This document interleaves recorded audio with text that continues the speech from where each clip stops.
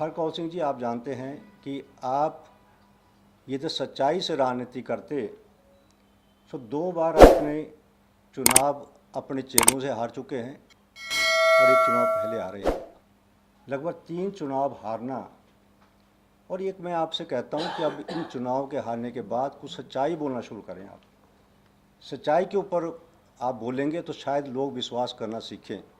अंदर बांट भी क्यों होती है कि अपने लोगों को, चहेतों को, अभी मैं पंडों की एक देख रहा था, लोग बात कर रहे थे कि हमें वहाँ किसी का नुकसान केवल सिल्ट आई है, उसको भी 1 लाख मिल गया। और मैं ये पूछना चाहता हूँ ठाकुर साहब, ये बताएं कि कांग्रेस को किसने अधिकृत किया कि कांग्रेस के नेताओं ने कैश बांटा?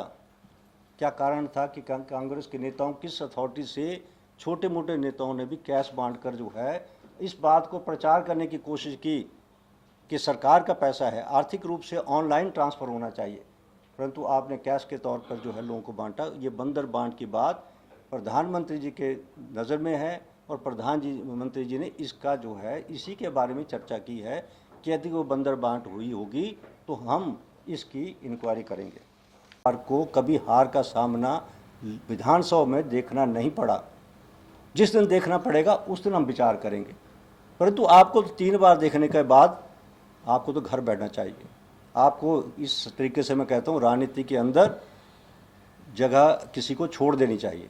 और यही कारण था कि कांग्रेस की जब सरकार की चुनाव पे था, यदि आप पत्रकार सम्मेलन में ये नहीं कहते कि पंडित सुखराम का समय खत्म हो चुका है तो शायद मैं कांग्रेस से चुनाव लड़ता। इसी कारण से मैंने भाजपा से चुनाव लड़ा और आपको घर बैठाने के लिए मेरा प्रयास था कि आपको एक बार घर बैठाया जाए। माता जी सांसद रही, आपने जबान क्यों नहीं खोली?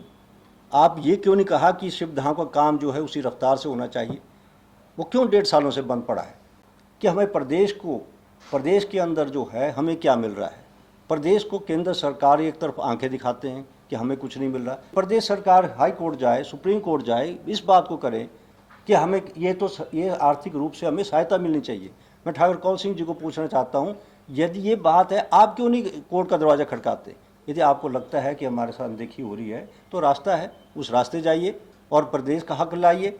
आपके पास BBMB के माध्यम से मैं पावर मिनिस्टर रहा, हजारों करोड़ BBMB से हमने आज लेना है, वहाँ से आज हम वो नहीं ले पा रहे। एग्जिट पोल 2024 1 जून शाम 6 बजे से, लोकसभा चुनाव के नतीजे 4 जून सुबह 7 बजे से। देखिए चुनाव नतीजों से जुड़ी हर खबर सबसे पहले, सबसे सटीक, केवल अमर उजाला पर, amarujala.com।